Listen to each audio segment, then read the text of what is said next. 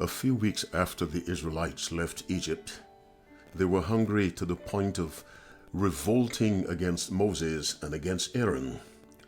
God saw what was happening, and God told Moses in Exodus 16, verse 4, "Then said the Lord unto Moses, Behold, I will rain bread from heaven for you, and the people shall go out and gather a certain rate every day."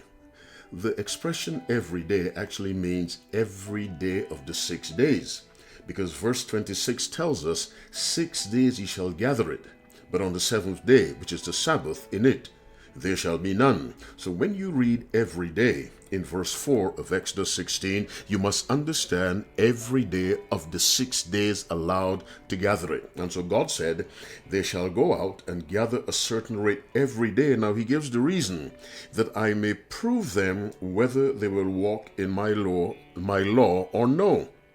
What I want you to observe is that the test, the entire chapter is about the miracle of manna and the test that God gave to the Israelites.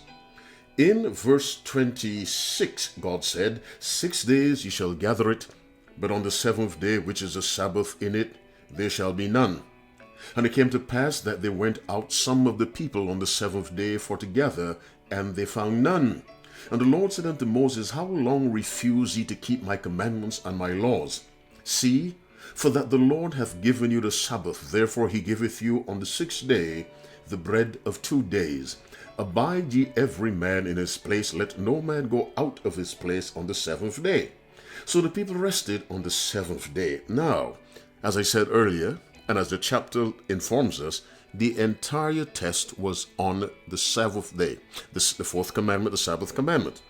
But listen to what God said to Moses in verse 4, that I may prove them whether they will walk in my law or no.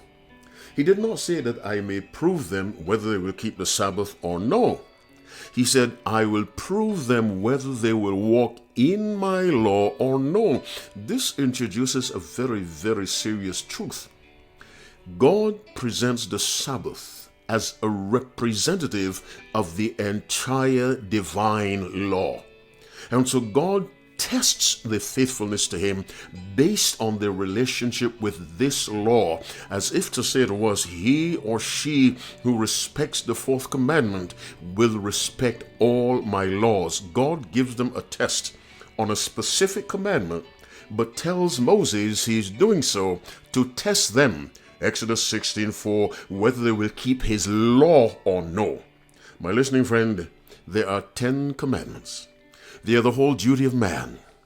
But one represents above all others faithfulness to God's law. Not simply faithfulness to one of the 10, faithfulness to God's law, faithfulness to divine law, faithfulness to God's constitution for his universal kingdom. My listening friend, the Sabbath commandment is the commandment of the 10. God used it to demonstrate whether the Israelites would obey him overall or not. And he tested them on one commandment, not the 1st, 2nd, 3rd, 5th, 6th, 7th, 8th, or 9th, or 10th, even though they're all important, but on the 4th. As the Holy Spirit speaks to you, as you observe God's holy Sabbath day, remember your relationship with this commandment lets God know your relationship to his overall system of law and commandments.